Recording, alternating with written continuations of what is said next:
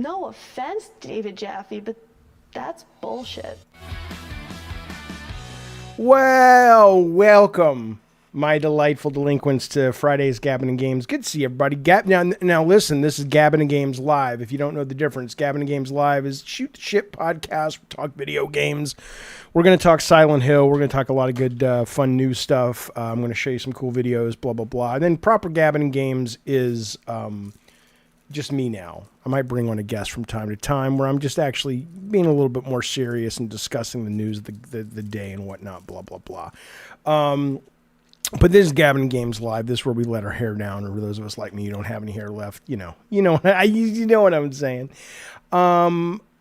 Listen, I got to tell you something. This afternoon at 4:00, I'm pretty excited because I'm playing Dungeons and Dragons, man. I'm going to stream it to members only, and then I'll edit it into something that's more for mass consumption. But we're going to be playing me, Rob the Mod, Retro Queen Gaming, a new member. I think his name is Horned Owl something, and then Collider is going to be running the campaign for us. I'm so excited, but I will tell you something about this that is weird. So, I've never built really a character before in D&D. I've kind of had the DM roll it for me, or I've kind of fucked around with it, but I was going to take it real serious, and I still am.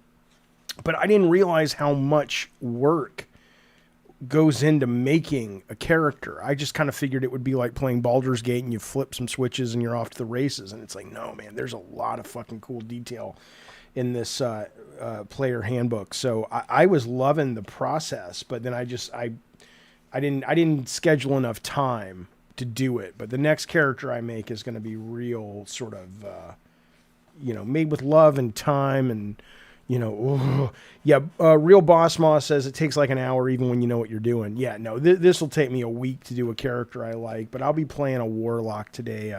Something called a Tiefling Warlock. So I'm excited, man. I'm excited. Oh, shit. Of course, the minute I start, somebody needs my attention. What's happening? I see who that is. But I'm excited. But anyway, but let's get to the big news right away. Welcome to the show, of course. I didn't tell you to fuck off, Bukaki. I said if you're free, we can do it. And you said you don't know what your schedule is until the end of the day. We'd love to have you. And this is just kind of like a trial run with this DM, but it sounds like he knows what he's doing. He's bringing the goods. And so if we end up doing like a full-on campaign, then we'd love to have you, man. That'd be fantastic. You're a funny fella. You're a funny old son of a bitch. Eric says Jaffe's next video, D&D character creation annoyingly hard, reasons I'm dropping it. Fuck you, motherfucker. Let me tell you something. These kids, man, I don't care. I mean, I care only. Somebody wrote me and they're like, imagine, being trolled by these kids. And I'm like, imagine not understanding that I'm making content for a channel and I know people would watch it, you idiot. But I did say, that,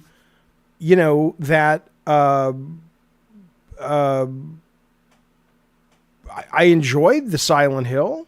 I'm all over the place. I enjoyed the Astro Bot. Come on, Chappy, focus. What's up, you guys? Papa Jaffe, so are you into Starfield? Yeah, I am. I was playing it yesterday on stream, and I kind of got to a point where I got really fucking annoyed with it. But no, I am still very much playing the DLC and really enjoying it. I was up way too late last night, and I get it. It's somebody accused. In fact, it was Mr. K. He accused me. Excuse me, fellas and Philetes. He accused me of. He said, "Oh, how come Jaffe's always so contrarian?" And like and I've heard this accusation thrown at me before.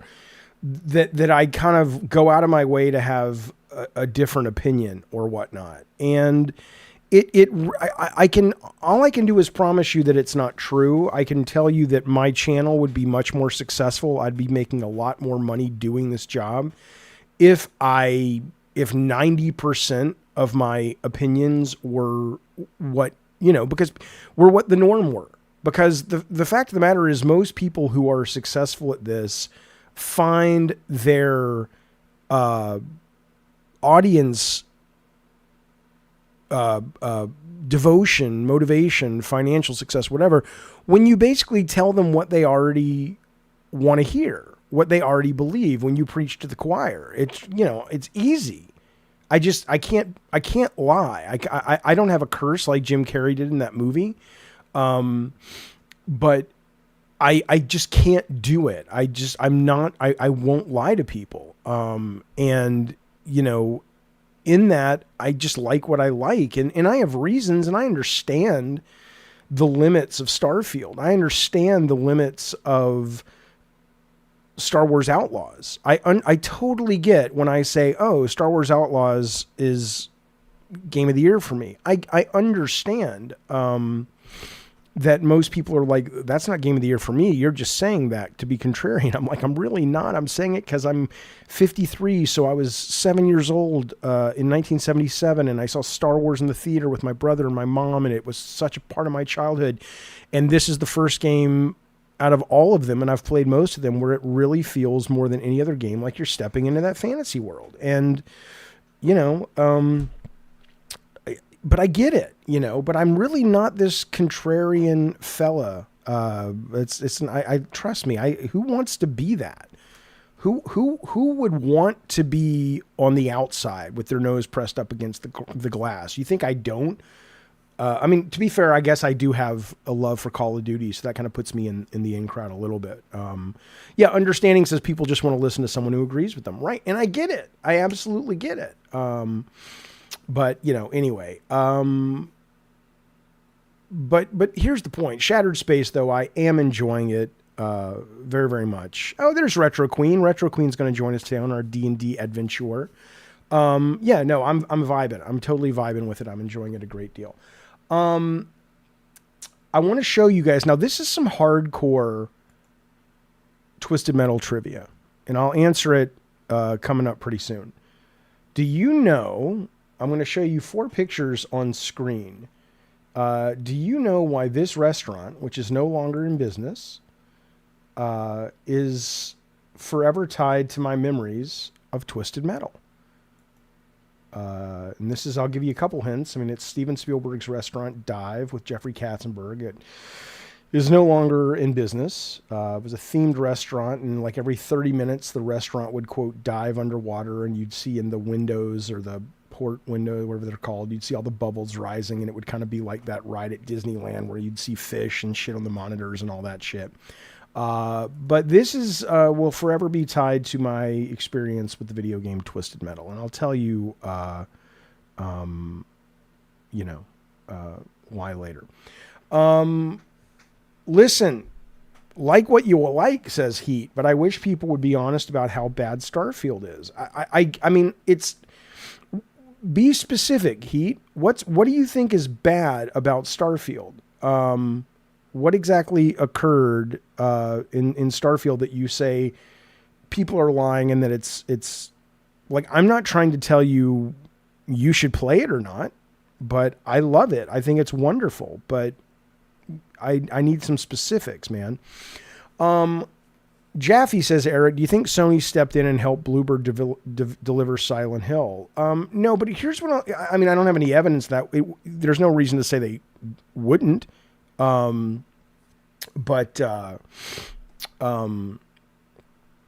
don't have any evidence that they did. But speaking of Silent Hill, though, look at that. So here we are. Morgan got it right, 87. I was thinking more like an 82 or a 75. But yeah, this is out now. The reviews dropped last night at midnight. Yes, I was up looking at them, and I was very excited to see this 87. Apparently they delivered. It's really good stuff. I will be getting it today and playing it tomorrow night live at 9:00 because the early access goes live on the 6th, which is 9:00 on the 5th California time. So I will be streaming it, but I probably won't be talking much to the chat because I want to kind of immerse myself in it because I'm really bad at streaming narrative games. But I'm excited for it. The one thing I'll tell you about it that kind of bothers me is the discourse now. And I don't have any problems with Jez or anything, but it's like Jez, Dustin did it. There's a lot of people who've been now going, they feel guilty about judging Bloober Team harshly, right? I feel so bad and blah, blah, blah. And I'm just like, I'm sorry. I've played almost every Bloober Team game out there. They earned the reputation for us being very, very, very, very skeptical. There's no need to apologize for that. Your money and your time was spent in order to give you that view. And I think it's more than okay that now they're kind of working their way back into your heart. Like, if they were in your heart, like they were with mine, with the very first Layers of Fear, great. But to act as if, I feel really bad because I didn't trust them. Why? You shouldn't trust them. Now maybe they've earned some of it back. But come on now. I mean, look at the shit they've put out. Look at Blair Witch Project. Look good, boring as shit.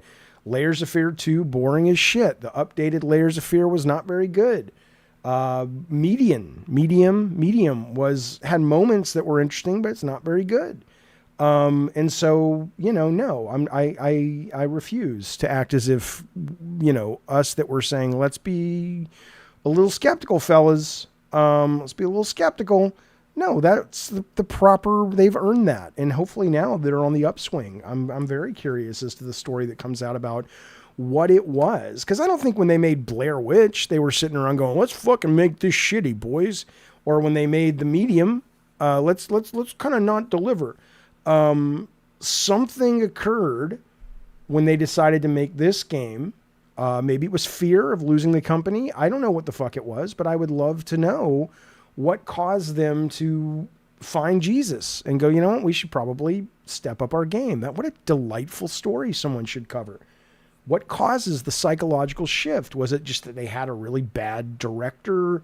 And politically, they had a hard time getting rid of the person, and they got rid of the person, and finally they could all breathe a sigh of relief and go, okay, now we can do what we've been wanting to do. I have no idea. Konami said, don't fuck this up. So what, Rob? Who gives a shit? I'm not saying you're wrong, but I mean, Konami, everything Konami has released this last 2 years with Silent Hill in the name has been pretty fucking stupid. And bad, from their online thing to that little one-shot short game. So just because Konami said don't fuck it up, I don't think that matters unless they hired some, Yakuza or something. P says it's called money. No, it's not. It's money will only get you so far. And after you're excited you got money and the lights are on, you still got to show up and do the work. SB says they had a masterpiece to work from. There's no reason to think an original game would be this good. Sure, but I mean, the proof will be in the pudding when we play it. But I mean, yes, there was a foundation to build off of. You're absolutely right. But clearly they've made enough changes to it that it still works with a totally different camera perspective and modern mechanics and things like that. I don't agree, Ravnos. It's a remake. All they did was connect the dots. I mean, okay, fine, maybe. Jaffe's been crapping on this since day one. I haven't. What I have always said about this has been they have not. These guys are more miss than hit. And I hope this is a hit. And what I said when the press put their stuff out about a month ago, I said, hey, this is looking better. But if I had to place a bet, I would have said it would have failed because 90% of their content is not good. So, what do you want? There's nothing wrong with that. But anyway, I'm excited for this. I'm excited. The reviews have been really good. I will be buying the special edition right after the stream. I wanted to get it on GeForce, but I'll be getting it on PlayStation because I don't think it's coming to GeForce. And with PlayStation, I get the haptics, so there you go. But as I've always said, my number one place to play is GeForce whenever I can, because I can turn the settings as up as high as they go. If they do updates and stuff that maybe the PS5 isn't perfect for, you're always going to get the best version on PC for the most part. So, but I'll be getting it on PS5. Okay. All right. I hear you, Ravnos. Ravnos says he just meant to say that they didn't create the story's character dialogue. Yeah, I mean, they were able to focus somewhere else. And maybe that's the answer, right? Maybe the answer has been they've never had a really, or they rarely have a really good producer, which maybe they do at Konami, going, I'm not going to let what happened on the Medium happen here, where you guys left a lot of low-hanging fruit unpicked that could have made that game at least 1 or 2 points higher for most people. And then they also could have been like, we're not so strong on the creative, but we're really good at the execution, which I think is clear if you look at Blair Witch. And in that, because some of that work was already done for them, perhaps you're right. Perhaps you're absolutely right. I get that. They have some popular indie games, says Joe. They just don't have much AAA experience. The only thing close to this budget was Medium. Well, Blair Witch was also, right? I mean, Blair Witch looked wonderful. I thought it was a beautiful fucking game when it came out. It just wasn't very fun. But we'll see. It would be great to see these guys really, like X Power says, hopefully they got their shit together and it's the first of many great horror games from Bloober. Yeah, absolutely. Let's see what happens. Okay. I was just talking about this, says Jeremy. I certainly want remakes, but personally I like it built from the ground up with modern graphics and modern game feel. Bonus points if they add content. I think they did add a little content to it, but not a lot apparently. But no, I'm excited, and look at the reviews, man. They look great. So we'll be playing it here on the channel tomorrow night. What's weird though? This is also out today. The Until Dawn remake is actually out. You can purchase it today. And there's only one review so far. And it's an 85 from Cog Connected. The remake of Until Dawn stays true to the essence of the original while delivering a much-needed modernization for today's gaming standards. That's nice.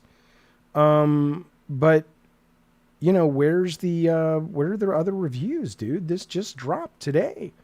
Apparently they are teasing, and I'm not going to spoil it, but if you stick around for the post credits of the remake, there are going to be hints at the sequel. We know they're making a movie about this game, and we know there is a sequel coming, so that's pretty cool. This is not a $10 upgrade. No, this game here will cost you a full, I think, $60, $70. I think it's 60. But where are there any other fucking reviews for this game yet? I mean, it's kind of weird, right? I don't understand. It's not even that they get suppressed. JB says bad PlayStation reviews get suppressed. Sure, maybe, but I mean, if Metacritic's not going to suppress them. The critics may write less harshly, but they still submit it, and if they're in the journal of who gets put into their algorithm and into their aggregation formula, then it would be here. It's weird, man.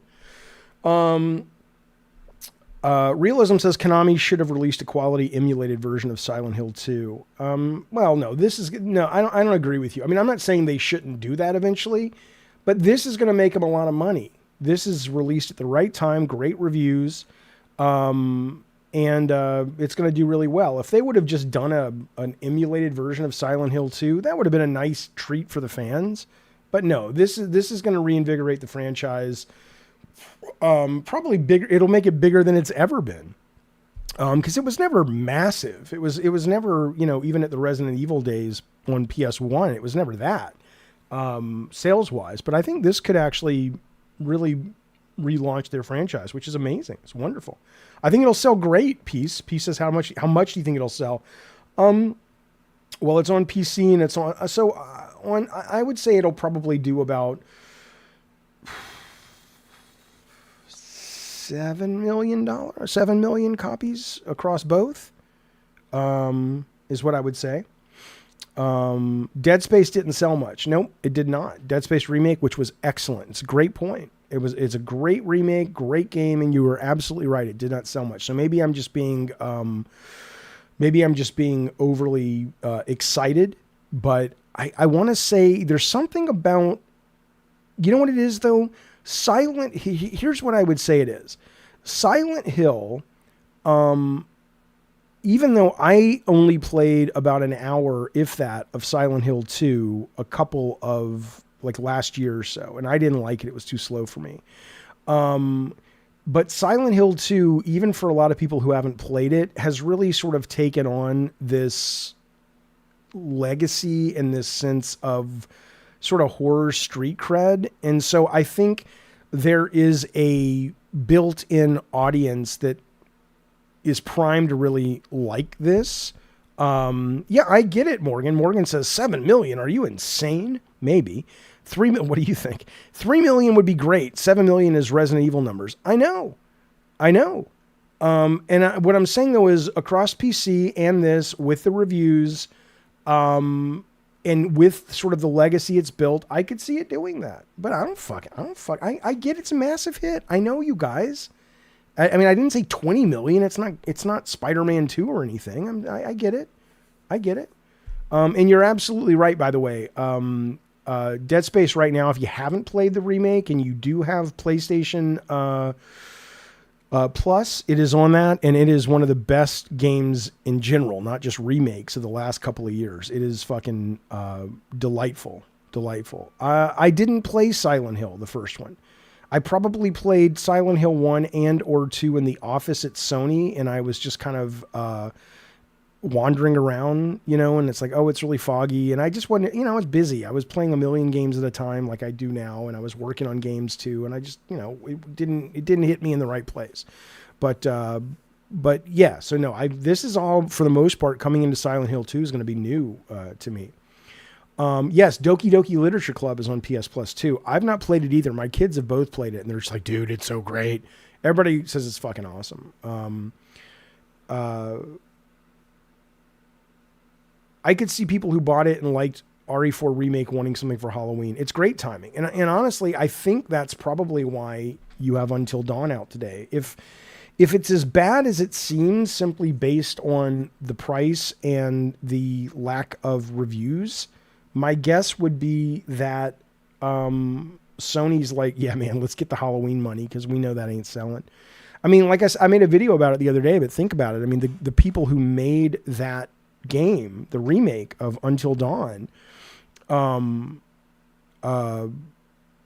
they laid off a large percentage of the team last month. I mean, given how many remakes are getting greenlit these days, you'd think a team that just made a good remaster would be like, oh shit, we're in high demand. So Until Dawn remake is supposed to be way better. However, I can spoil it for you. Well, I mean, yes, don't spoil the gameplay or the story, but what do you know, Ravnos? Are you suggesting that, I know they're making a sequel to it, but everybody knows that. But I'm saying that the actual Until Dawn game that's out today has no reviews except one. That's what I'm saying. Spoil that for me. Explain the logic behind that. That's all I'm asking. All right, but anyway, there you go. That's exciting. I'm very much looking forward to it. I want to play this game. I'm jazzed. What did somebody say up here earlier? Bill says, Jaffe, I just want to say I'm a game developer lecturer at my local college. That sounds fun, and your insight is really useful when I'm thinking of how to pitch lessons. Cheers from sunny Wales. How fun is that? Good. Yeah, I'm glad you get value out of it, man. That seems like, look, man, I'm telling you something. And I don't know if you've watched my new show called Brain on Games. There's a new episode coming up this week for members only. Then it'll go free for everybody. But, it's amazing to me how game designers, and I don't care. Okay, I'm just going to rant for a minute. I'm sorry. When I was working in game development, there was the website Gamasutra had this guy named Ernest Adams who used to work for EA. And he had a column over there called Bad Designer No Cookie. And I found it the most condescending, obnoxious shit because I'm like, look, you old fuck, what do you know about fuck? Right? And so nobody wants to be told anything ever, no matter the era we're in. And I get it. Everybody thinks they know. And I thought I knew. And I knew a lot, but there's a lot I didn't know. But I look at it now and I go, man, there's so much I wish designers of today that were working would just, I wish they did go to school for it. And I've called it before, like a lot of people, the invisible art form. Like it's easy to see what, 3D graphics are. It's easy to see what programming is.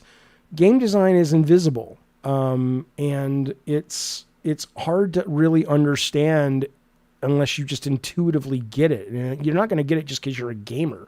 People will tell you, trust me, I'm a terrible gamer, but being a good gamer doesn't make you a good game designer and vice versa.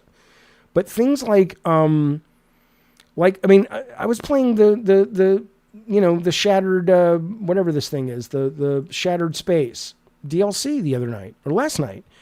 And I got frustrated because there's this one sequence where I'm in this cave and it's not a linear walk and talk with another character. I'm having to figure out what to do.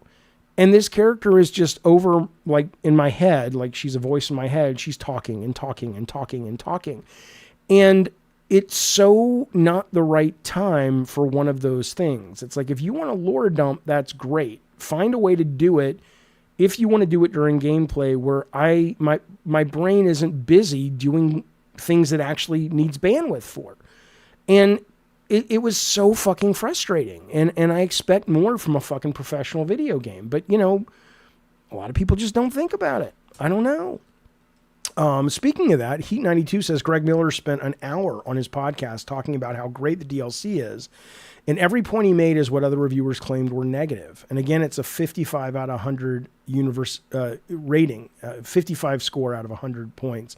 So who's right? I don't think anybody's right. I think it's kind of why you come to a game and what you like about it. Retro says they don't hire people with just degrees. You need to know people and have connections. I mean, that's everything. I honestly, to be totally fair about that, though, I think the main stuff they hire for is, if you have a good portfolio and you're a designer and it's like, hey, I made these 3 games, either in Unity or I made them on Game Maker or whatever, and they're really fun. Hey, I would always call people like that in and say, hey, let's have a conversation. And sometimes we'd hire them. Absolutely. Absolutely all the time. So hello, Jojo D. Good to see you, buddy. Okay. I think Jojo D's here. Somebody said hello, Jojo D. So I'm just repeating it back. There he is. There's Joe. Okay. All right, let's move forward. My realism says Greg Miller is compromised. I don't even know what that means. I'm just telling you, I like it. I mean, if Greg's compromised because he says he likes this, okay. I guess I'm compromised because I like it too. But I get why a lot of people may not. Okay. All right. What else do we want to talk about? Let's talk about, listen to this. I haven't read this yet, but the headline was enough to grab me, so I wanted to see. Am I going to play Silent Hill? Yeah, I'm playing it tomorrow. Tomorrow night at 9 o'clock California time. Public-facing Valve developer shows why most Valve devs don't have much to do with the public. He says, I'm just the only one dumb enough to be on Twitter. Yeah, so he says, that's not the one. He says, I have some new network stuff that will be shipping in Counter-Strike, he tweeted. His replies were immediately flooded by Counter-Strike players tremendously excited that a Valve dev was saying anything about their beloved game. Soon the talk turned to operations, new maps, and all the exciting things Dunn was going to deliver. Oh crap, this was a mistake, he posted. Don't get excited, I am only a tiny part of this great team. The problem is no matter what he says, and the vast majority of what he does is talk about networking, It is at best a rare W from Valve, and at worst is some sort of implicit confirmation of Half-Life 3. It also makes him a bit of a target for the spittle-flecked mob who think harassing devs is a sane pastime. Fix the game, overpaid idiots dev, said the perfectly named Vox Populi. Hey, idiot, fix the subtick, you cunt. Runs another healthy missive. Some of this stuff is hard to even parse. Somebody wrote, you broken CS2 network lost packets for no reason and 2-sec lags only in CS2. Yeah. So,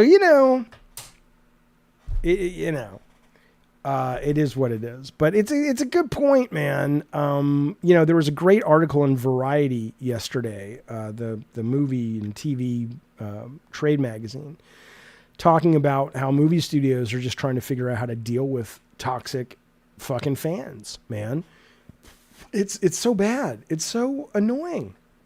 But, they know they're annoying, and what are you going to do? But anyway, the point is Valve is probably smarter than any other company and any other person out there. They just say, we're not going on social media. Can you imagine if Gabe Newell was on social media? All it would be is, you fat fuck. All day long, it'd be, you fat fuck. That's all it would be about his weight. And it's like, I didn't know, and most gamers on social media that are toxic tend to be men. I didn't know they were so catty. And people, I'll never forget it. I was wearing a hat on this stream last year, a Twisted Metal hat. And somebody in the chat's like, your hat's dirty. When are you going to wash your hat? What? Stop looking at my hat, you weirdo. We're here to talk about video games. What are you talking about? So dumb. So dumb. Jaffe thinks it's Saturday. It is Saturday for me. I live in California. The game goes available October 6th. Early access. Okay? Early access is midnight across whenever it's midnight in America on the East Coast. According to what I've read, that means 9 p.m. October 5th, which is tomorrow night. But if it's not, it's not. Scott Woodford. Hey, buddy. He's been a member for 30 months. Thank you, man. He says, happy Friday, everyone. Jaffe, hope you're doing well. I am. Apparently, you never played Call of Duty back in the day. LOL, just kidding. I played it up until 2 or 3, and then I kind of stopped. And I got really into it again. The campaigns I've always played, but I got really into the multiplayer with Modern Warfare 2 remake or whatever a couple of years ago. And boy, I'll tell you, it was great. And I haven't looked back. I'm super excited for the new one. But thank you for the support, Scotty Woodford. I appreciate it. Mark says, I'm used to Steam releases where it does launch at midnight Eastern. Right. I mean, I'm not, Ravenu says, sometimes it's midnight, sometimes 9 p.m. Right. In this case, it's 9 p.m. Relax. If it's not, it's not. But if it is, I'll be playing it tomorrow night at 9 p.m. And if you're around and you want to watch somebody play it, you can come here and do that. Goodness, I'm so contrarian. What else we got? Look at this. Kids these days will never. Every now and then you find a sweet, kind thread. Oh my God. Do we need to fucking deal with this? Would you like to see the... Okay. All right. Silent Hill 2. Early access. Launch time. Okay. U.S. players located in Pacific time will gain access to the game, which is already earning high praise, starting at 9 p.m. This is not the early access, on October 7th, right? Not the 8th. Okay. You get it 48 hours early if you get early access, which is 9 p.m. on October 5th, which is tomorrow. The sun will come out tomorrow. I don't know what else to tell you. And, if you're right, I'll say, oh, you were right. What do I care? Contrarian is me telling you not to buy it. Do not buy it. But I'm not contrarian. Everybody always going around. You're contrarian. I was going to get back to that. So Mr. K says, oh, why do you think that way? Why are you always contrarian? And I said, I'm not. The only thing I can think that can bring it to video games is just that I play games for a very different reason. I'm starting to discover. I'm starting to learn about myself, which is when people come at me and they mock me for being not a very good gamer, I get that, and I know a lot of them are trolling, and even if they're trolling though, there's some truth there for them. Like they really think that is a swipe. And again, I'm not mocking them by that. Maybe it is. Clearly it is for a lot of gamers. Like when I was talking to Colin Moriarty when he and I were doing a show last week, and he was telling me about, how good he feels when he beats something. Like there's a sense of accomplishment. Well, I don't have that, and I've never had that, and I don't pine for that. For me, games have always been about escaping into a virtual world, right? It's why I'm excited to play D&D this afternoon. It's been about going on these cool journeys, like stepping into a book or a movie that I love or something like that, right? So it's just like, I don't think about it as a achievement. I think about it as an immersive experience. And so it's not that I'm contrarian. It's just that it's like, maybe I'm in the minority as to, why I choose this is my primary entertainment form, right? I don't know. Why do you care? Says Soul Mike. I don't care for the reason possibly you think I care, which is not me being contrarian. I care because, I'm really interested in the psychology of this stuff. I'm fascinated by why people play games and why they stick with games and why they quit games and why they choose the games they choose and on and on and on and on. I want to know why, and I want to know how, and that's why I'm interested in it. It's less about actually going, X42 Spidey 9 said something mean about me, and just more about I'm curious. Okay, all right. Let's move forward though, shall we? I want to talk about this very nice thread. It's very charming. Nostalgia is what it is. Good, Jaffe. That was a useless sentence that came out of your mouth. Kids these days will never. And it's about things that, kids these days that game will never experience for the most part. And I'm not going to read you the whole thing. It's a good thread if you're curious. But I just want to read you a couple of them that hit home. Kids these days will never enjoy the car bus ride home after saving up their pocket money for a new game and reading the manual and back of the box in anticipation for getting home and popping that sucker in. It's true. I used to love that. When I made video games, the reason we the reason we put a lot of love into the manual was because we had those memories of us being kids and reading the catalogs and manuals and backs of boxes and all that shit. So I get it. And yeah, no, that's gone. That's totally fucking gone. I like this one. Kids these days will never feel the excitement and wonder of reaching the end of disc 1 and having to save the game and put the new disc in, which always felt like a milestone in the game that you were playing. Totally true. Totally fucking true. Kids will never, says Chain Whippin', remember the smell of a new instruction booklet. That's right. That's right. Remember the days when we were allowed to walk to school by ourselves, says Wallace. I was driven by Bertram, our butler. Yes, that's a Hey Jesse throwback because I'm a dad. And anyway, okay. Kids these days will never choose a game to buy. Listen to this one. This is good. Kids these days will never have to choose a game to buy based purely on the box art. It's true. My goodness gracious. My goodness gracious. We put so much time with marketing into the boxes. 50, 60 iterations from artists from all over going, should this be the box? Is this the box? The only reason Twisted Metal and Sweet Tooth are synonymous at this point and forever linked is because marketing had the bright idea of going, hey, you know what? Faces sell. And and we have this clown. Let's anthropomorphize the clown, which in Twisted Metal 1 was just a flat sprite. And, from then on, it became the clown game. Isn't that crazy? But it's true. It's true. Kids will never choose a game based purely on the box art. I'm going to go turn on the air conditioner. I'll be right back. It's hot.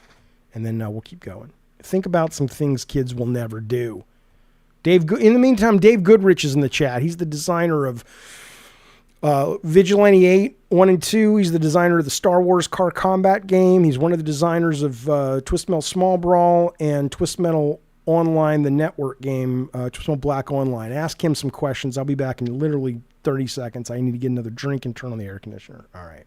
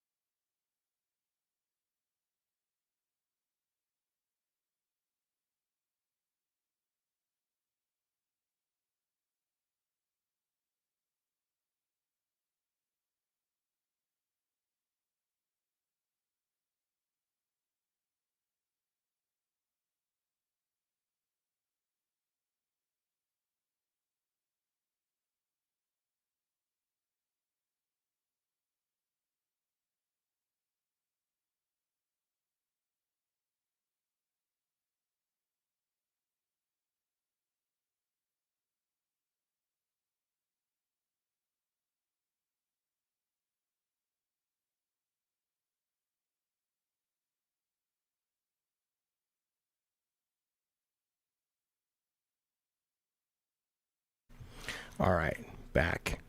Goddamn right. Hopefully Goodrich has entertained you all. All right. Kids these days will never wonder why their friends' Nintendo's carts are sticky. Oh, Lord have mercy. Okay, listen to this. This is a good one, too. Demo discs. Nothing like spending an afternoon popping in one of those and trying them out. It's true. I mean, demos today are better. If all you do, if you have ADD like me, is play video game demos on Steam, good God Almighty, you'll have absolutely enough games to last y'all fucking year, man. It's Name 10 books. Name 10 books. True. It's insane. It's insane. But yeah, the demo discs are big. Kids these days will never know the Omegle chat roulette bullshit that was Uno on Xbox 360 with the camera. That's true, too. If you don't know what he's talking about, hello, Lutron. If you don't know what he's talking about, back in the day, if you played Uno with the camera, you'd get a bunch of fucking dick pics. Not pics. You'd have guys shoving their fucking dick in the camera. You're like, Jesus, dude. I'm just trying to fucking use the reverse card. Could you please put your penis back in your pantyhose? Anyway. Listen to this. Kids these days will never know the agony. This is what's funny. Kids these days will never know the agony of getting stuck in a game with no YouTube walkthrough to help. I mean, fuck you. That's what the game should be. The game should... Kids... even you gamers these days, you young whippersnappers who are in your 30s and 40s, fuck you all for making strategy guides acceptable. It's ridiculous that you don't demand that your video games that you've just paid $60, $70 for do not tell you everything you need to know. I don't mean they spoil their puzzles. I don't mean like Atreus and Ragnarok. But you shouldn't need a fucking walkthrough. The game should be well designed enough and well communicated enough that you don't need some supplementary. It's the equivalent of like, well, you can't take this class yet at college until you've taken the prerequisite class. It's like, I just paid you $60. Is the whole meal not served in there? It's ridiculous. It's ridiculous. I can't stand it. Okay, let's keep moving on. There's a good one coming up in here. Listen to this one. Filling out an 80 character password with an NES controller. That's true. Leaving the game turned on and paused overnight because you had gotten farther than ever before and your parents were already mad you weren't in bed and there were no saves at all. Totally true. Waiting for the next EGM. I mean, come on, man. Come on, man. I mean, waiting for those magazines or waiting, because you didn't have the internet, man. You didn't have the internet. So it was just like, you didn't, I mean, I will say the days of video game coverage coming specifically from magazines was so much better than the way it is now. Just because, there wasn't the hate and there wasn't the drama, and it was, I mean, I never disliked Die Hard Game Fan, but I never used to, trust it because everything was always so positive. But now I'm just like, what I wouldn't give for a website where it's just like, everybody just loves games. And if I tell you that my game of the year is Star Wars Outlaws, which right now so far it is, instead of being attacked, people are just like, oh, cool, here's my favorite game. It was just delightful. But it was also fun, man, getting those EGMs in the mail in November and October, which were their holiday catalogs, which meant you were getting 300-page phone books, basically, because all the video game companies were buying ads for those months, so you would buy their shit. Man, that was great. That was great. You would just sit there and lose yourself in it. I mean, it was wonderful.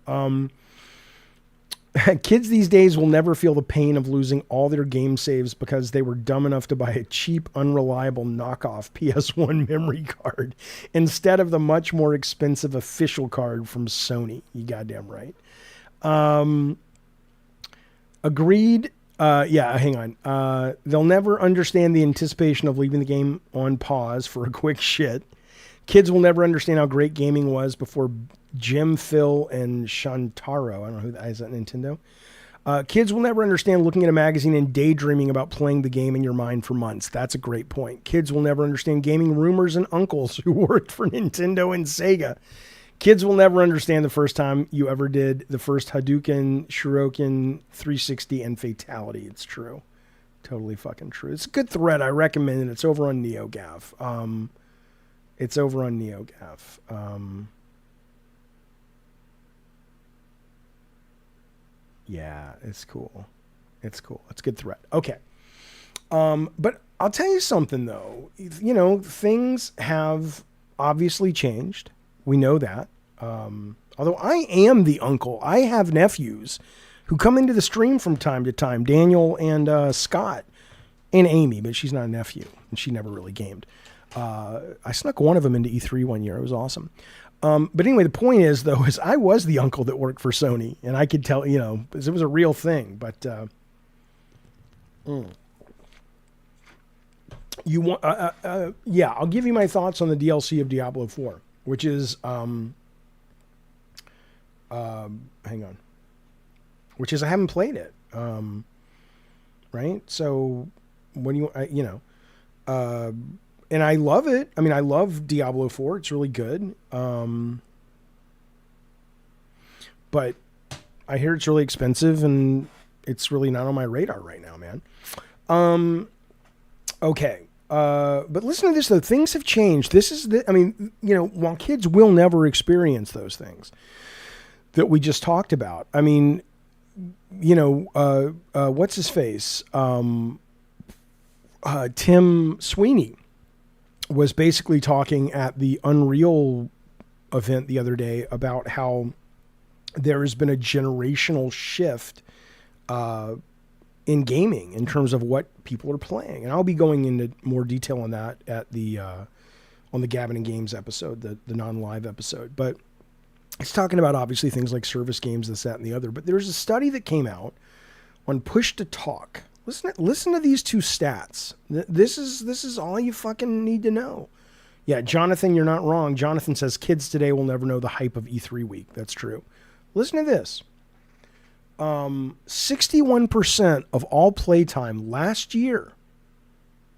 Can you guess? 61% of all gaming playtime last year, at least console PC, I don't know if it takes into account mobile. Can you guess what that was? This is what 61% of gamers did last year. Some of you guys are close when you're writing Roblox and Fortnite, but that's not the stat. That's not the stat. Here's the stat.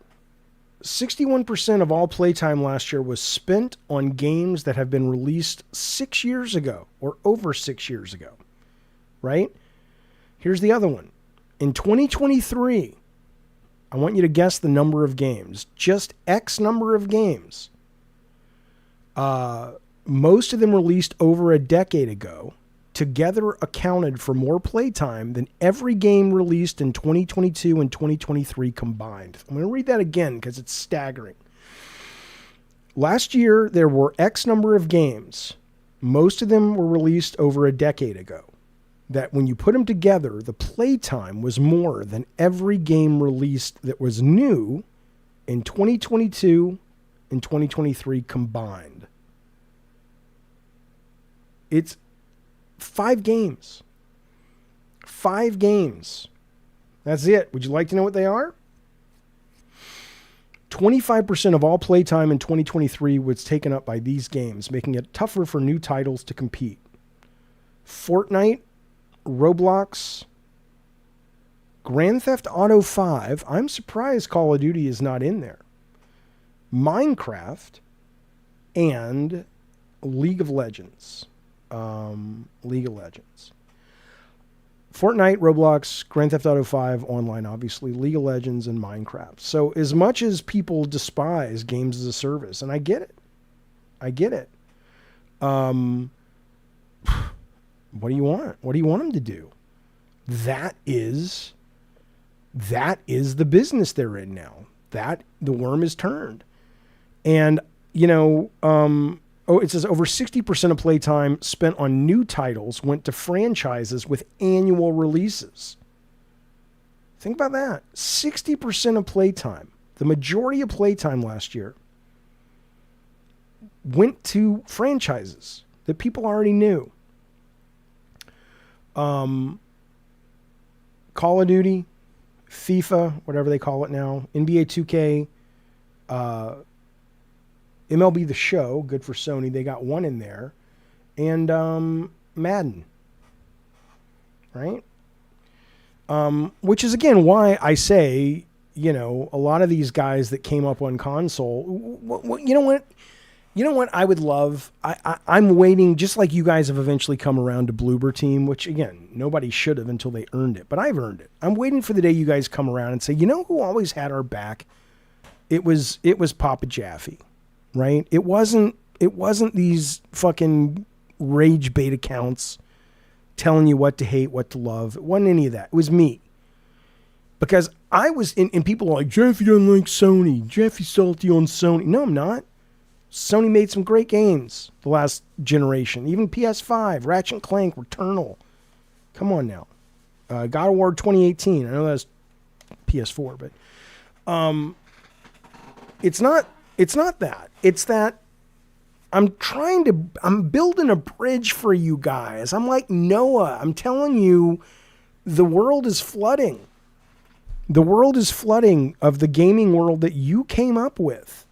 The kids today that are running the market, it's Fortnite, it's Roblox, it's League of Legends, it's GTA Online, it's Minecraft. I've built an arc, and it's called Come With Me and Let Me Show You the Indie Scene. Let me show you where games only cost $9 to $20, and a lot of them are interesting and fresh and unique, and they're the stuff that you grew up with, and you're like lamenting, where is it? It's there.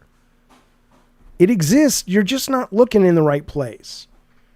No, Jonathan. Jonathan says, so you're Moses trying to lead us to the gaming promised land. You could use that, but I believe, and I'm an atheist agnostic, but I think Noah was the guy with the ark. I'm almost certain it was Noah. Thank you, Coopertronic. Thank you, buddy, for watching from that far away. I appreciate it. Movie Maniac says, I agree, but most console players aren't looking at Steam. Most console players aren't even looking at the indie scene or the AA scene on console. I mean, think about that, man. Let me tell you something that I'm excited about as it relates to horror, and I think it's coming out in November. Is Slitterhead. Right now, I don't know if Slitterhead's going to be good, bad, or otherwise. They just dropped a 20-minute gameplay from TGS. Haven't watched it yet. I plan on watching it this weekend, talking about it. But I did see a new 2-minute trailer for the game. And what's really interesting about it is that it is clearly a AA game. It's not like an indie game that's sort of AA, or it is a AA game. And in fact, if you listen to the guys who founded the company, who made it, who were the Siren guys and Gravity Rush guys, the original Silent Hill creator, they said, Sony wanted to fund us, but Sony only wanted big budget, huge games, right? And they said we didn't want to do that. We wanted to be in a place where we could take some chances and do some interesting stuff. And so this is a game, I looked up the team. I don't think, my guess is this game probably costs $50 million. If you take into account it's less expensive to hire people in Japan for this work, not a lot, but less expensive.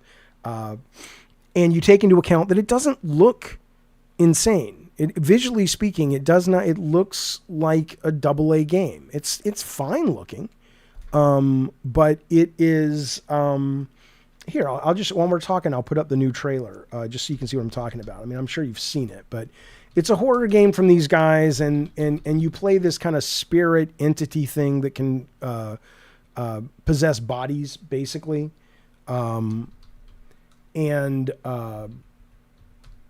it's not the first game that's ever done that, but it looks pretty cool.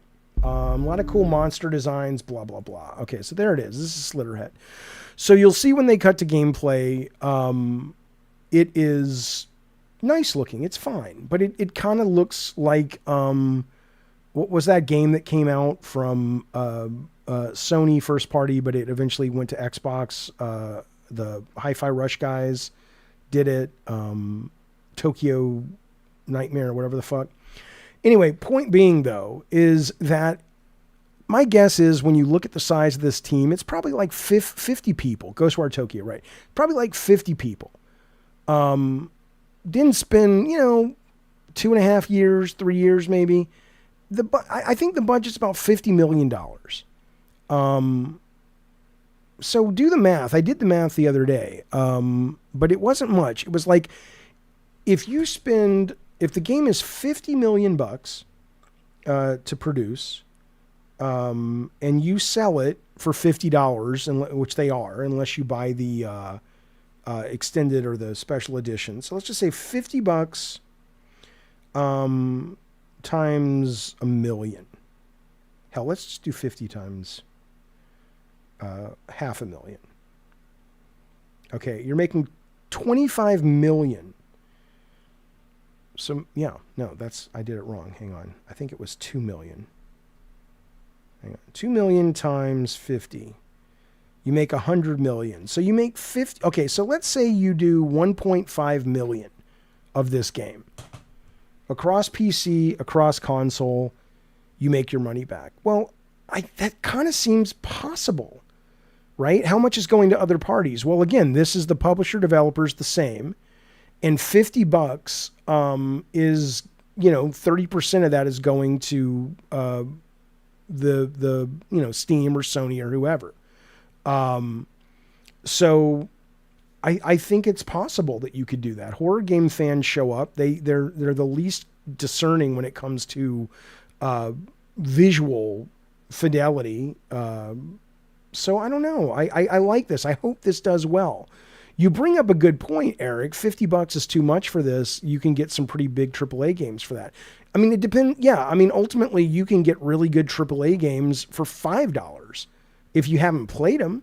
But,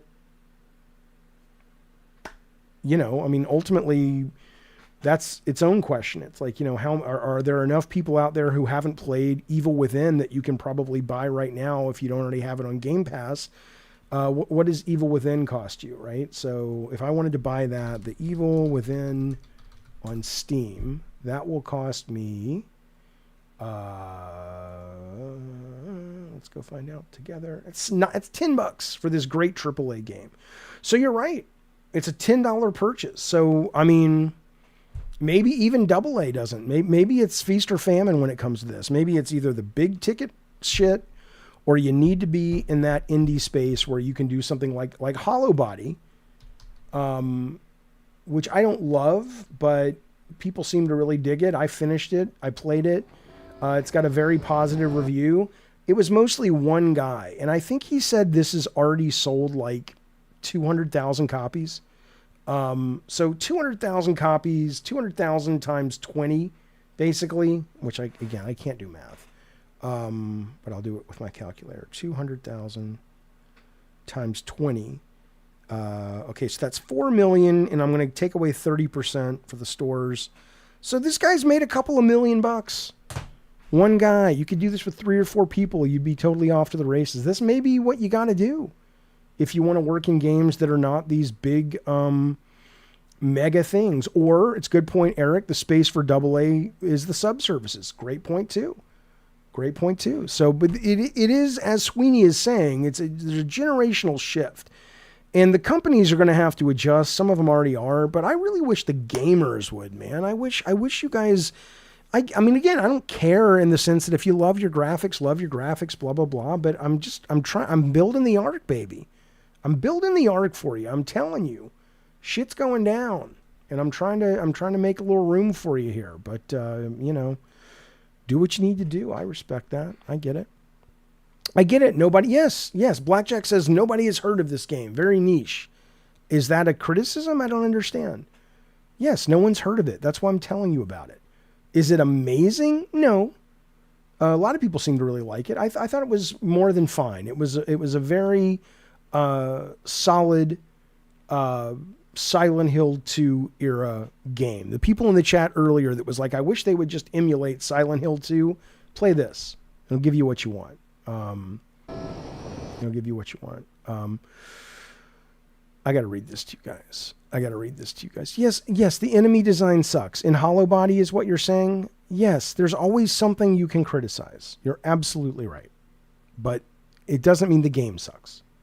Okay, I want to read this article to you because this is fantastic. Because, look, I'm not even going to tell you what I think about Sony first party. I've said it over and over. People are going to take what they want, and I can't do anything about that. They're going to have their own opinion. I can't do anything about that, even if it's wrong, which it usually is. Okay. Okay. But this is one of my favorite reviews. They're reviewing God of War Ragnarok. And it's not so much a review for Ragnarok, in my opinion, as it's a review for a lot of what Sony gets credit for.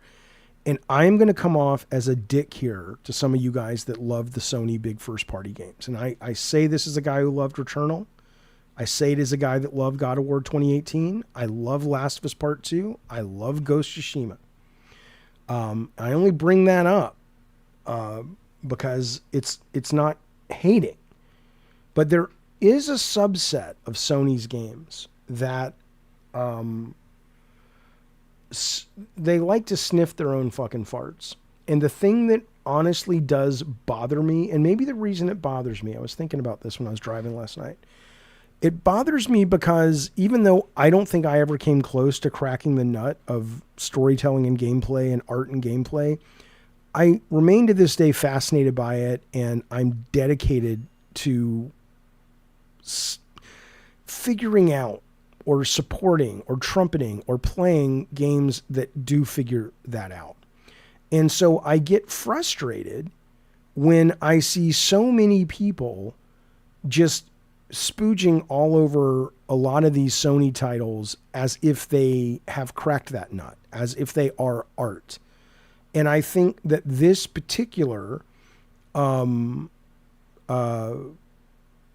article really speaks to that. And I'm not going to read you the whole thing, but I'll just read you some of the... It says, writing of the frigid framing of clock... This is not me, this is Nick Rubin. So, you know, shit on his lawn. Writing of the frigid framing of Clockwork Orange's atrocities, the film critic Pauline Kael said, Is there anything sadder and ultimately more repellent than a clean-minded pornographer? The lavishly directed and animated universe of God of War Ragnarok is far from repellent, I agree. But it also feels spiritually squeegeed, a world of pulpy violence so chirpy and chaste as to strain belief that the scars that haunt its reformed anti-hero could ever have actually been inflicted there. Part Disney film that says fuck a lot, part loincloth gore fest that cuts away before the grisly bits. Ragnarok is the follow-up to God of War. That game, despite its success in escaping from the series' rut, still found the most stirring moments in direct confrontation with a difficult past that Ragnarok feels emotionally evasive of. The 2018 focus is now replaced with a meandering plot plagued by fits and starts, but its scope is wider, combat deeper, set pieces more elaborate, and sights more resting. Totally true.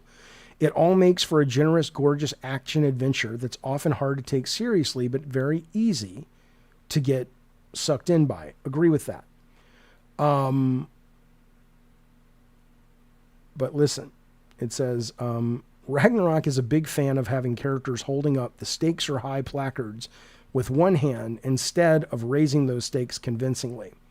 At one point, a character you've barely known for this is really the juice and the squeeze right here. This is really the proof in the pudding. At one point, a character you've known for 5 minutes sacrifices himself during a quickly resolved action scene, and Bear McCreary's haunting, soulful music tries to tell you this is the most tragic thing you've ever seen in your life. Later, you'll find the same character alive, blah, blah, blah. Like, it doesn't matter, right? In the opening hour of the game, a wolf you've never met dies, and you may sense a theme here. Bear McCreary's haunting, soulful music tries to tell you this is the most tragic thing you've ever seen in your life. And it's just like, it's true. It's true. I'm sorry, but a lot of the Sony games that are held up, or a lot of games in general, it's not just Sony, but this is an article about the Sony games, are held up as these mature narratives that somehow have managed to bring the form of games into a realm of something to be admired and looked at as genuine art and blah, blah, blah, blah, blah. And it's like, it's nice just to see somebody go, wait a minute, you have to earn that. You can't earn that with cloaking yourself in artistry, in the accoutrement of artistry. You can't do it by going, oh, the music is telling you you're supposed to be sad and the performance of Atreus is sad.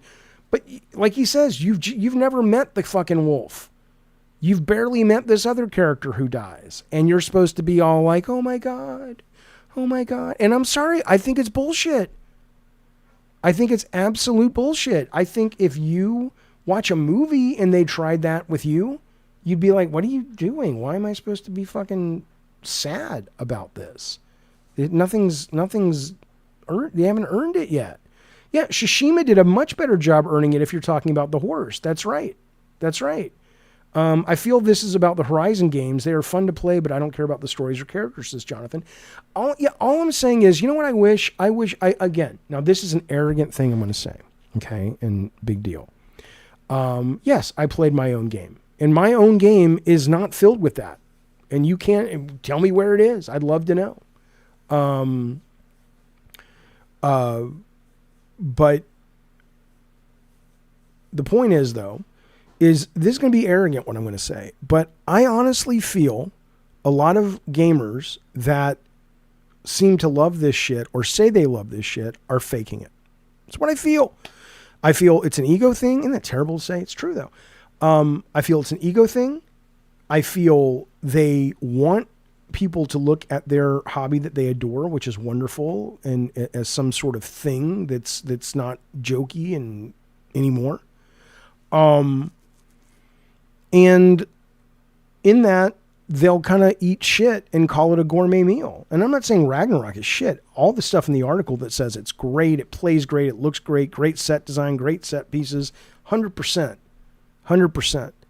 accurate, great executed game. Sound design in this game and the music and the performances are phenomenal in this game. But yeah, no, fuck you. I'm sorry, but it's nice to see a critic stand up and say, you know what? There's some really great stuff in this game. But, you know, as they say, don't piss on my leg and tell me that it's raining. Because we're not there yet. We are not there yet as a medium. And if you really want your art form to be held up as some kind of bastion of future forward-thinking ways to connect with audiences, then you should demand more from these things. This is what I'm saying, man. That's what I'm saying. I'm pissing me off. I'm tired of it. I love this article. Even though, again, I did not like Ragnarok, though. I didn't. I thought it was very dull. But I appreciated it. I'm not bagging on it. And I just mentioned, again, this what I'm saying is, you cannot win. I want to talk to this guy. I want to talk to this guy in the chat. Listen to this guy. Where'd he go? Dexterous Joe. He says, your criticism of God of War is that fine line between being good and being bitter, like the Days Gone fella. Why is it not okay for me to be critical of things that you might like that I have issues with? Why does there have to be an agenda? Is anybody in your life able to be critical of something without there being an ulterior motive, Dexterous Joe? Do me a favor, Jaffe, see what else this guy has reviewed. Okay. All right. Yeah. Yeah. JD says, I'm just jealous. I'm super fucking jealous. Absolutely. Absolutely.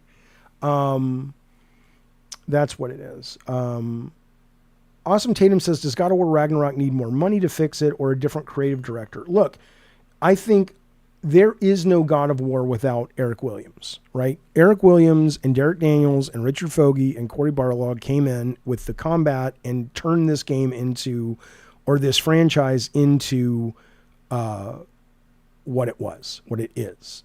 They're geniuses. And you never want to make a fucking God of War game without Eric, 100%. But do I think this was his finest job as a game director? No. I don't, but he was given a real hard thing to work with. You were given a character that had already reached the end of his character arc in the end of Corey's game. And so I don't know, I don't know. Brian says game criticism should be like film criticism. There needs to be people who don't like what others like. It creates great conversation. I mean, that shouldn't be the goal to like things others don't and vice versa. But yeah, it's there, and it exists. I think I got to stop whining about the fact it doesn't exist. It exists. It just doesn't exist in the play. Kind of like when I bitch at gamers and say, these games you say you want are out there, you're just looking in the wrong place. These conversations that I want are out there, but I'm not going to find them on NeoGAF. I'm not going to find them on Twitter. Right. So that's a me thing, I think. Okay. So you wanted me to look up this guy. I mean, I'm not going to read all of his articles in real time.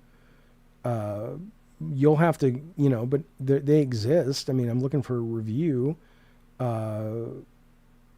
doesn't seem like a snob, but he might be. All right. The problem with that, you don't have a Siskel and Ebert anymore. With one source like TV, says Soul Mike. Yeah. I mean, they weren't the only ones, but they were very influential. And they did a really good job of walking that line between bringing the mainstream public to some more interesting films and at the same time still getting the value of what the mainstream public loved. And that was great because you could tune in and see a review of a big budget movie you were thinking about seeing, like, hey, should we go see Lethal Weapon 3? And then they'd be like, oh, we want to tell you about this weird little quirky fucking thing called, My Dinner with Andre. It's like, oh, okay. That was cool. You're right about that.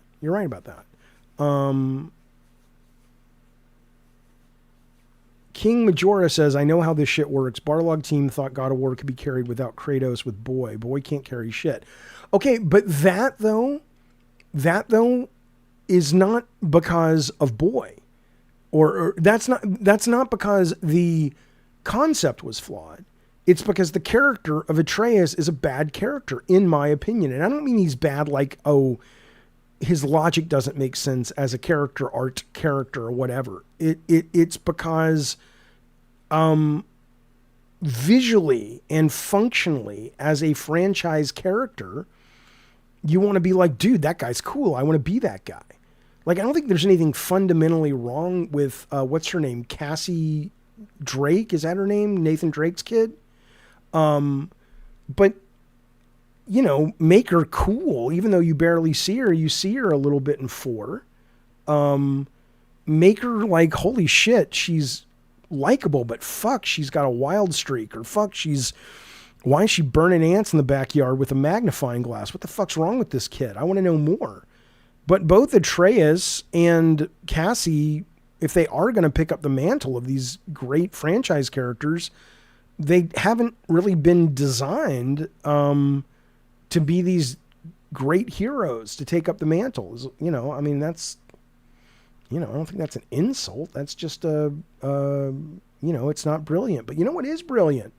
You know what is brilliant? You goddamn right. You goddamn right. The gods of war. Here they come, boys. Bring out Sweet Tooth. Roll his own bones out here.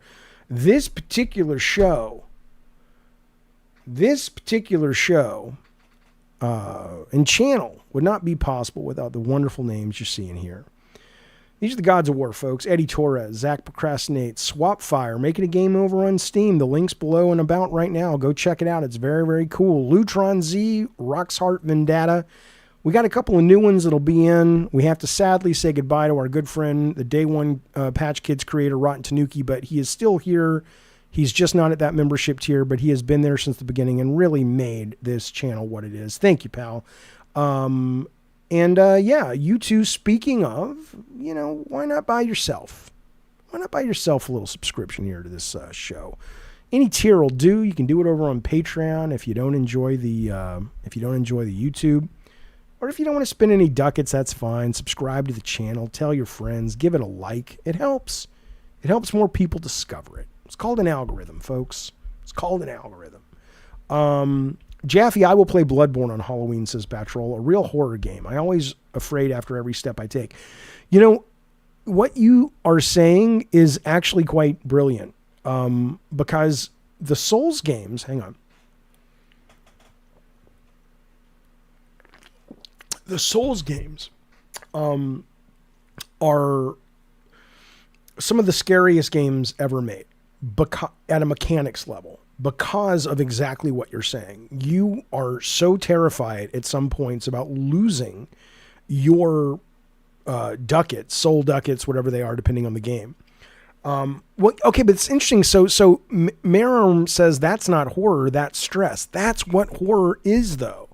That's what I'm saying. It's like Resident Evil is the trappings of horror. Silent Hill, I can't speak to that game that I haven't played, but Resident Evil are the trappings of horror. But the game is action, right? You're never really scared, right? At least not in the new ones. Like Blue Gamer says, the Souls games are true horror. Ravno says Resident Evil is an inventory management game, right? But the actual sense of real fear you only get when you have something to lose. Like if you put yourself in the shoes, and there are two kinds of fears, right? There's fun fear of watching somebody else like in a horror movie and you're scared, you know, through osmosis. And then there's like a game that simulates the sense of fear. The sense of fear is tension. The sense of fear is stress. The sense of fear is you have something worth losing. And in a video game, if you die, who gives a shit? The Souls games gives you a reason to care about dying, and you don't want to do it, and so you're terrified of it.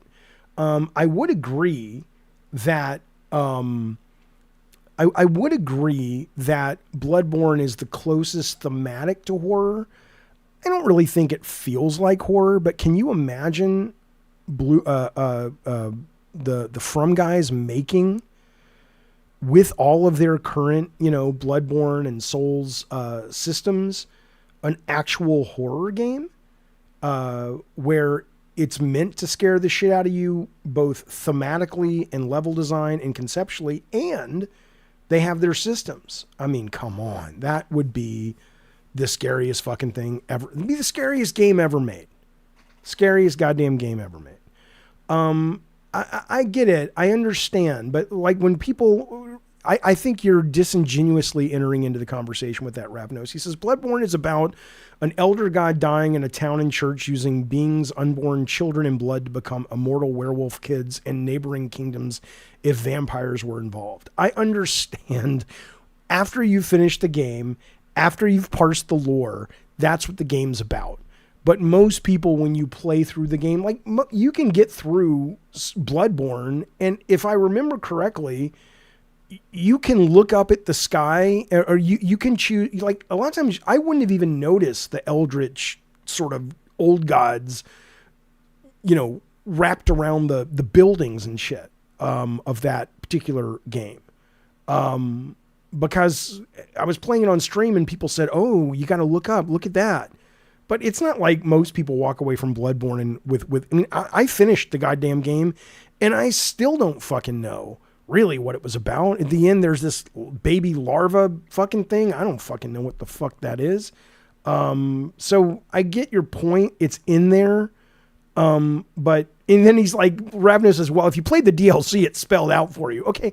You're making the user jump through a lot of fucking hoops in order to arrive at the conclusion that you've arrived at. My point is they could be doing it better in a way that would actually be seen as horror by most people. Yeah, reading for lore is hard, says Fred. I don't know if you're being sarcastic, bitch. It's not hard. So you're either dumb because it's not hard or you're being sarcastic. I didn't say it was hard, moron. See what I'm saying about the internet? Fuck you, internet. You're on my list now, Fred, you fuck. May you go to sleep every night and hear nothing but this in your dreams. Bill Spencer! Bill Spencer! Bill Spencer, baby, let's go! Oh, yeah, Ash says, if you read the prequel novel and then play the card game, you'll understand. That's right. Fuck you, idiot. You idiot. The more advanced the species, the smaller number of offspring. So the idea is extremely hard for gods to reproduce. I'll keep that in mind. Okay. Fred says, whoa, real hostile for no reason. Sorry, tone doesn't carry in text, pal. Let's just be clear, buddy. Let's just be clear. Go suck a big fucking dick. Everybody hates you, and I'm glad your husband died. Killed himself. I don't hate you, Fred. I just don't know what you were saying. I hope you're well, sir. I'm just fucking with you. Okay. All right. Let us move forward. Let's get off this before we really upset Fred. You see this?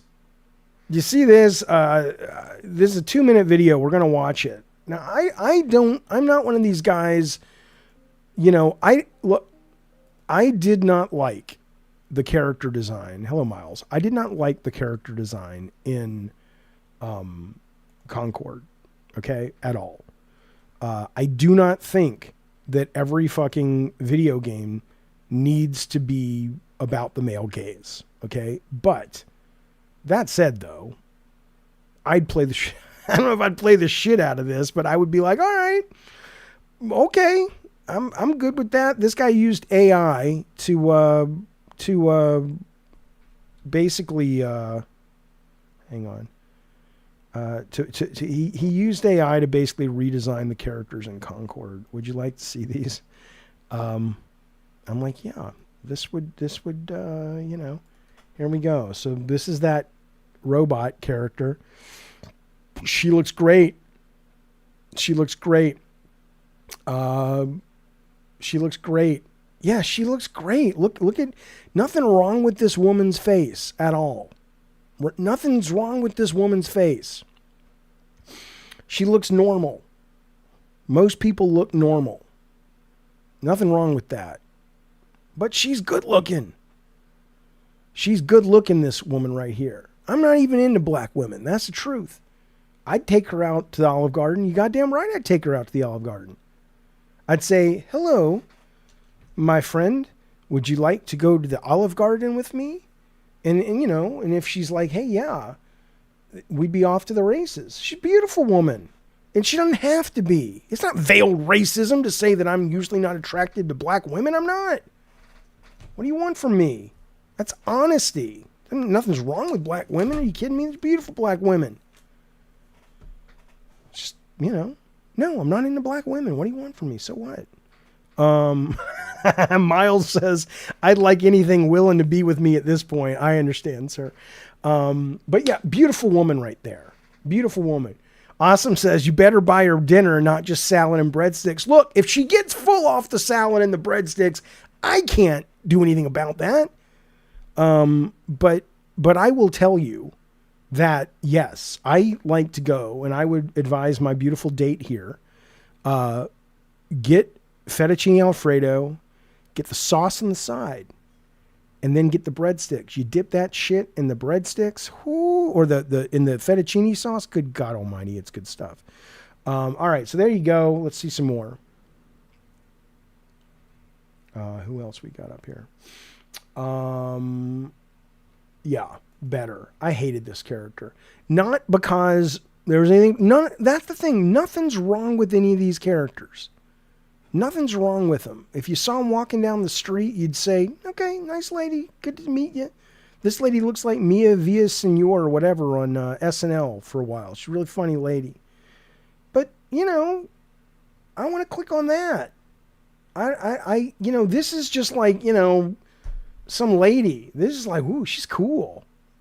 Right? What's wrong with that?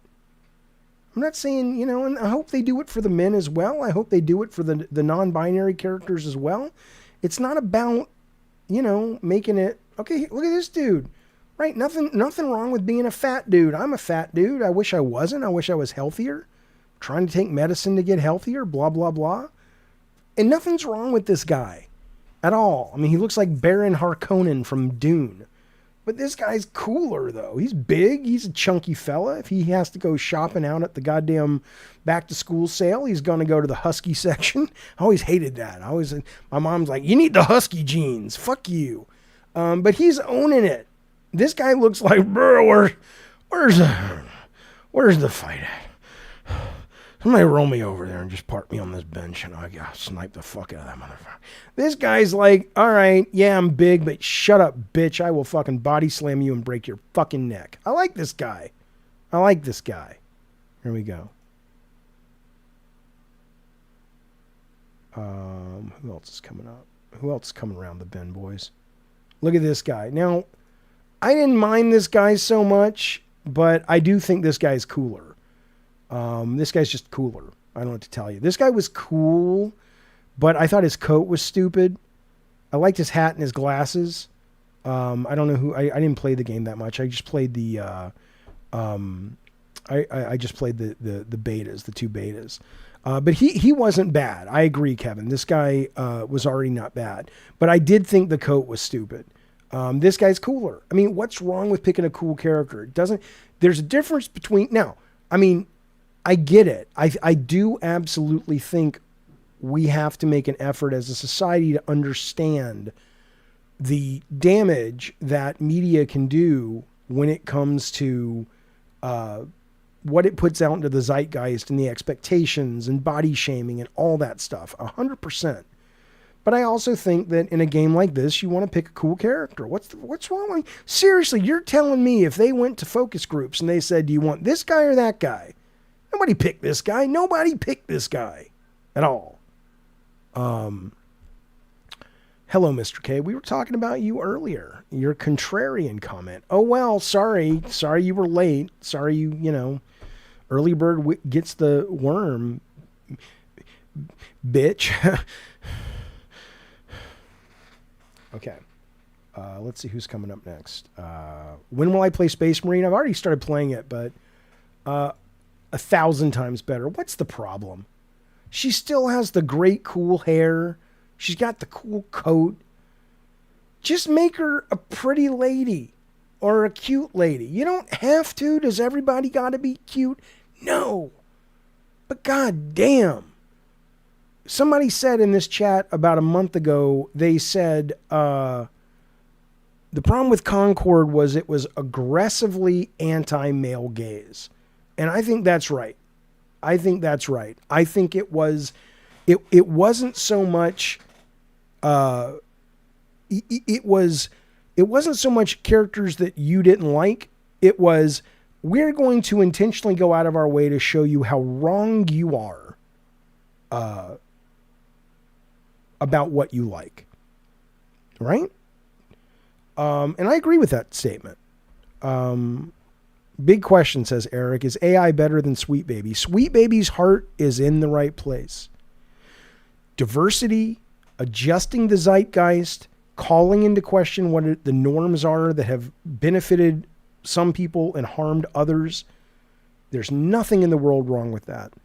Their tactics and their creativity and their ability to express that in a way that is commercially viable to the point that it actually pushes and promotes what they are thinking of, which I agree with a lot of it, would be the problem with those guys. So here we go.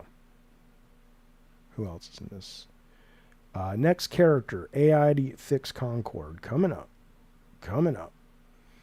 Okay, well, this is... Now, she's hot, okay? But this is bad. There's nothing wrong with having an older, attractive woman at all. That's bullshit. This is a bad call here. This is the first one I've seen where I've been like, I don't agree. Like, I'm watching a show on Netflix right now called Nobody Wants That, I think, with Kirsten Dunst. Not Kirsten Dunst, although she's in that realm too. But who's Veronica Mars? Eleanor Shellstrop. What's her name? Kristen Bell. One of my crushes. I love Kristen Bell, right?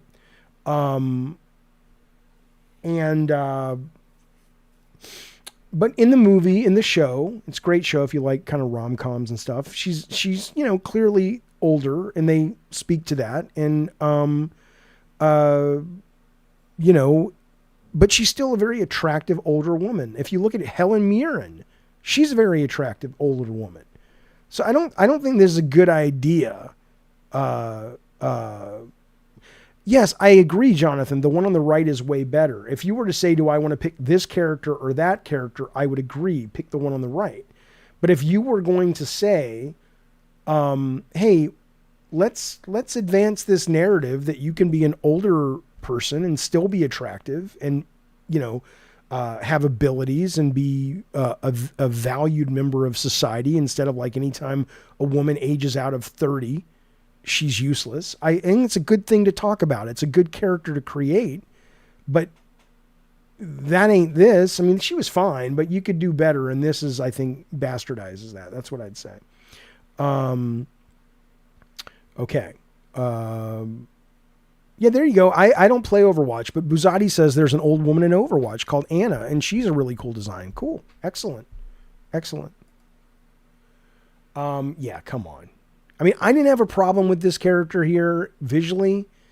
And, again, maybe they'd say, Jesus, do all the women have to have all their tits just flashing? Okay, fine. Cover her up a little bit. But, yeah, this is just norm. This is like a lady that's like, oh, may I help you fill out your insurance forms? This is like, oh, okay. All right. Okay. I love that movie. Come on now. Give me that. Come on now.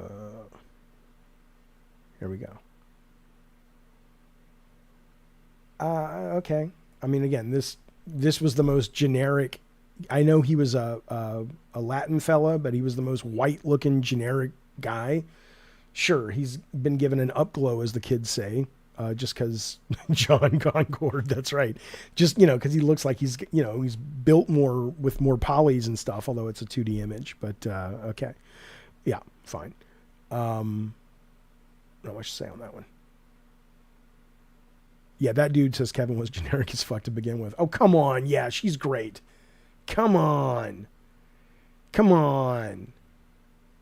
Right? I mean, again, you can again, if what we're really trying to do with this is say, we're not trying to basically make soft porn, which is good. You could probably deflate the boobs a little bit, right? You could probably make it a little less overt if that was your goal. But Yeah, I mean, again, there's nothing wrong with this character. She just looks like a normal, not that I mean, she's an alien, but she looks like a normal person. She's an average looking person. And this is an exceptionally cute, attractive person. It's not, yeah, we know this is the real world. We get it.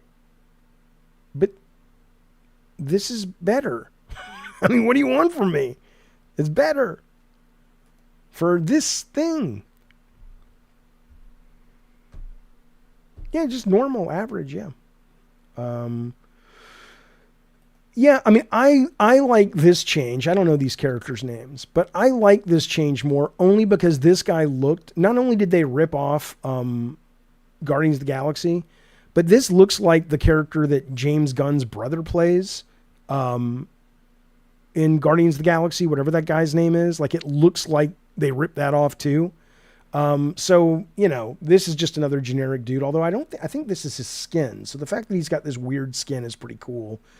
His nipples are disturbingly strange.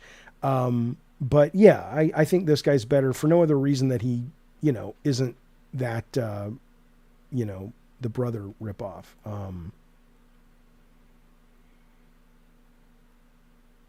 Who redesigned these? AI, my friend. AI. You goddamn right, Blake. I mean, okay, well, I mean, yes, is she a cute woman? Sure. But this looks like she's cosplaying this character. So I'm sorry. This one's disqualified because, you know, she's not the character at this point. So I think you could apply a lot of the logic of this character to this character. But that's not even the same thing. So no. Fail. The game characters look like grocery store generic knockoffs. Yeah, this is a robot and this isn't. So you need to give her that kind of Terminator thing, or, you know, where you have the slits in the face like in Cyberpunk. So it's clear she's an android or something. But this character is so much better. I mean, seriously, can you imagine all Sony needed to do? I mean, you cannot tell me that these guys focus tested these fucking characters. You cannot tell me that occurred. I'm not saying the game would have been a hit. I liked the game. People who are really into shooters and shit would tell you it's not a great shooter. I don't know enough about those kind of games to tell you if it is or isn't. But I can tell you that what I played, I liked. It shouldn't have been $40. But these are better characters. I don't know how this is hard.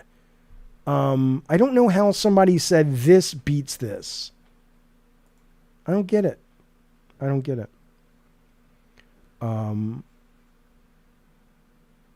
Okay, let's keep going. I mean, this guy was fine. This guy was like the Hulk. So, you know, this was just as good as, I mean, you know, we're going to like these anyway more because these are kind of low res and these are really nice and crisp. I mean, it's not a fair comparison, but, you know, I thought this guy was fine. I mean, what do you want? He's a big alien buff guy. The biggest issue here is who's going to deal with the lawsuit when Sony or Marvel sues him over Drax, but, you know, whatever. Let's see.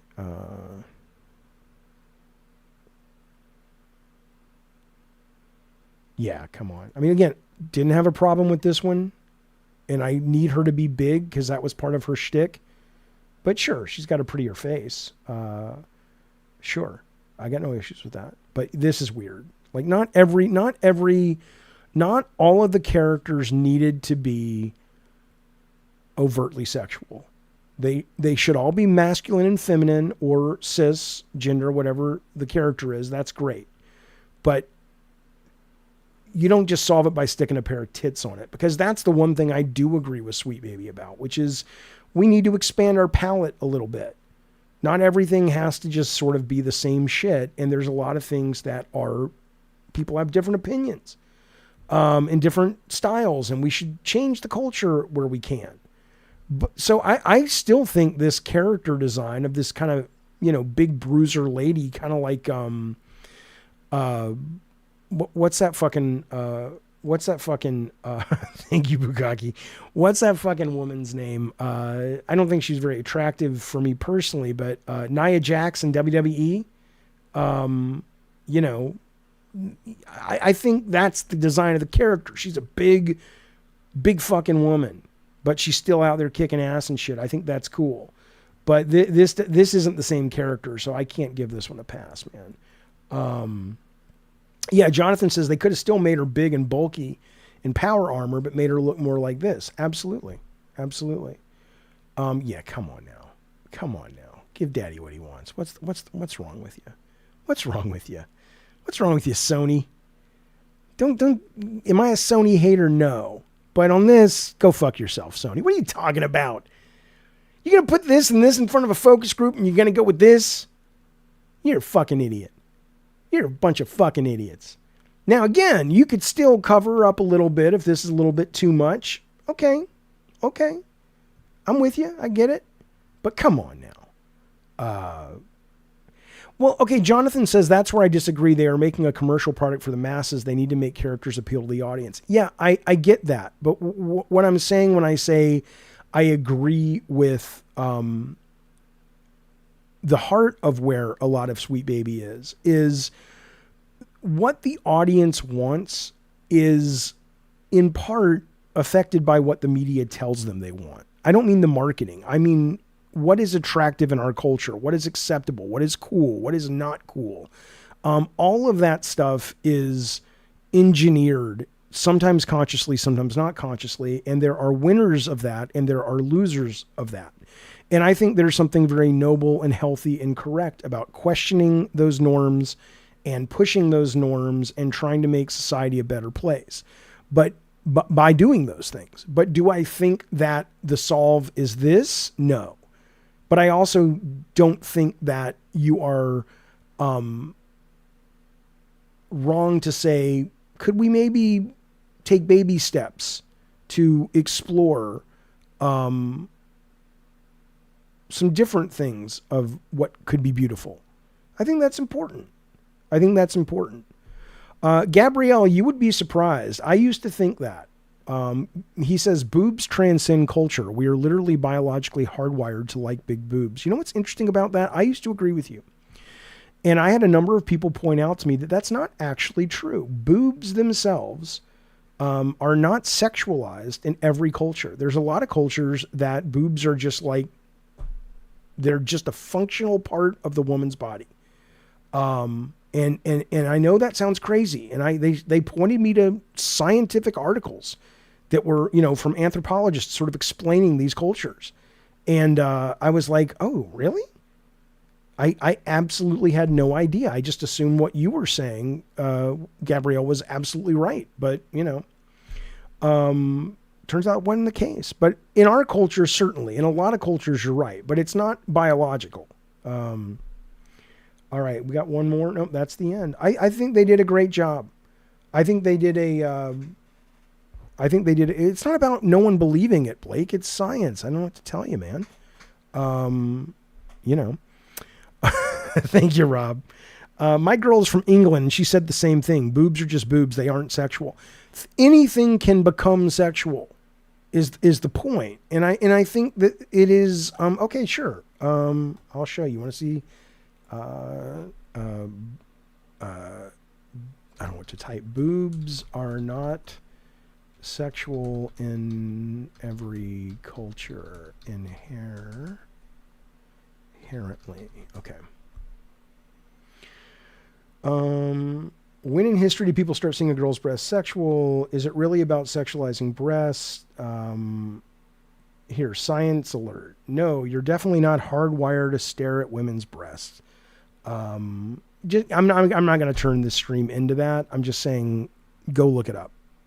Go do your own research. But that's what I was with you, man. I was like, you're kidding me. Of course it's sexual. And people are just like, I know it seems like it is. But do some research. And I did. And they sent me some articles. And I was like, oh, okay. Now, here's the great news. If you want great news, Foam Stars is free to play. Come on, man. Come on, man. I mean, good for you because it's a well-made, beautiful game. It is, and I'm going to go back and I'm going to play this because maybe they've learned their lesson. The problem with this game when it came out was the foam was so visually overwhelming that you could not see anything, right? It wasn't like Splatoon. It was like, you know, there were some really neat mechanics in this game, but you couldn't see what was happening in the game because the foam was so visually distracting and opaque that it was just noise, right? So I couldn't even finish a single match, but it's free now. I'm going to go back and try it. It's very beautiful. It's very well made. And I wish them the best. Maybe they've really got a good game here. Maybe they've had some time to adjust it and shit. So we'll see. We'll see. But anyway, fellas, that's the show. That's Gabbin' and Games for today. Here's the deal. I will now, Bukaki, are you around? Oh, okay, you're around. Look, I will not speak for Collider, but you know, I know, you know, if all of our D&D guys are already locked in and they're still showing up, I know one of them wrote me this morning and said they're real tired. Or if Collider can take on an extra adventure and you want to join, I'll let you know. But end of the day though, we're streaming, in about 2 hours. It's only for members because it's not going to be a great stream, in the sense that I'm not going to be talking to chat. I'm not going to acknowledge the chat. It'll just be streaming, for members only. And then afterwards, I'm going to edit it into something hopefully that's compelling to watch. But that will be streaming here on the channel. It's me at the moment, Rob the Mod, Retro Gaming Queen. I'm forgetting the new guy, Hardcore D&D guy's coming. And then Collider is our Dungeon Master. And this guy played D&D with me for the first time online on the stream last year. And he got so into it, he said that he went off and became a Dungeon Master and really just totally hardcore. So he's making a 4-hour experience for us. So that's coming up on the channel. And then obviously, if I don't see you there, I'll see you on the weekend. And I'll see you tomorrow at 9 o'clock as I'll be streaming Silent Hill 2. I'm excited. All right. Thank you guys. Thank you, Bukaki. Thank you, Mods. Thank you, Rob. Bukaki, I'll let you know in a little bit. There you go. That's the show. Be well, be safe. Have a good rest of your weekend. And I'll see you soon. Bye, you guys.